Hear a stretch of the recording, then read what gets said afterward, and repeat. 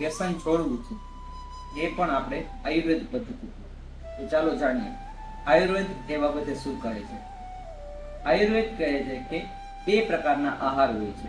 હિતકર આહાર વિહાર કે જે શરીરને ફાયદારૂપ આહાર છે, આ ઉપરાંત અહિતકર આહાર વિહાર કે જે શરીર માટે નુકસાનકારક છે. અહિતકર આહાર વિહારમાં દરેક પ્રકારના વ્યસન જેવા કે પાન મસાલા, તમાકુ, દારૂ વગેરેનો સમાવેશ થઈ શકે. આપણે એ સંકલ્પ કરીએ છીએ કે આપણે પાન મસાલાથી દૂર રહેવું છે. તો ચાલો એક ઉદાહરણથી સમજીએ. એક વ્યક્તિ દિવસના 10 પાન મસાલા ખાય છે. હવે તેને છોડવા છે.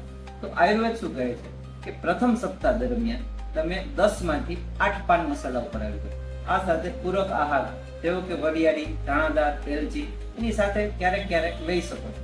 બીજા સપ્તાહ દરમિયાન આપણે 5 થી 6 એટલે કે એનાથી અડધી સંખ્યામાં આપણે લઈ શકીએ છીએ. આ ઉપરાંત ત્રીજું અઠવાડિયામાં 2 થી 3 પાન મસાલા આપણે લેવા જોઈએ.